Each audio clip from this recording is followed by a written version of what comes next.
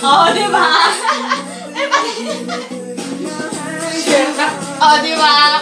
Happy birthday! Happy birthday! Kaya putsut dita kandila. Oh, wala ka. Ay, dapat ni ano mo. Ayaw. Wala ka. Ay, okay lang yung kanita na ta. Mag-i-blow ka.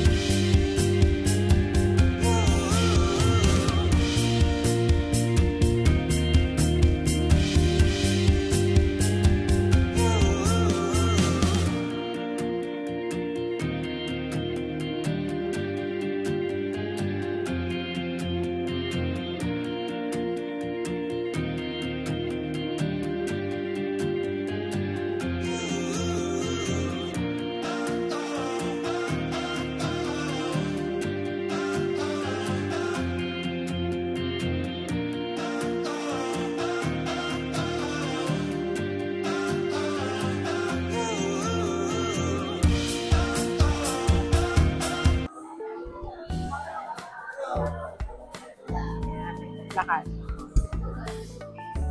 So, hi guys! Welcome back to my YouTube channel. Kamay kasi Desi, para kasi medyo katulad niya may music dito sa konti. So, para marinig ako.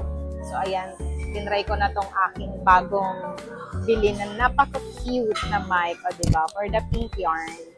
So, ayan guys. So, yeah, for today's video, ayan, as sinunod ko ngayon sa Contis, SM Clark. Ayan. Actually, first time ko dito sa branch na to. Bagong ano lang din nila to. Bago lang din sila nagkaroon ng branch dito sa SM Clark. So, ang ganda in fairness. Ang ganda ng ambience. Sobrang perfect yung napili kong spot. So, ayan. So, ito na nga guys. So, dahil may isusurpresa kasi tayo for today's video. So, kung nakita nyo yung unang video, 4 years ago, sinurprise namin si Tita. So, naisip ko, nasabi ko, i-recreate namin ngayon yung sinurprise namin siya. Wala siyang idea ngayon na, may mga paganto ako, mga pa-surprise, and then meron din akong na-ready sa kanya na, ayan, diba? So, ayan, may gift siya, and then later meron siyang cake. So, ayan, papunta pa lang sila ni Angela. So, kasabot ko si Angela dito. Diba? Or nakasabot yarn. Lagi ko siya kasabot na ng mga pa-surprise na sila. So, ayan. So, sana magustuhan niya ang aking pa-surprise.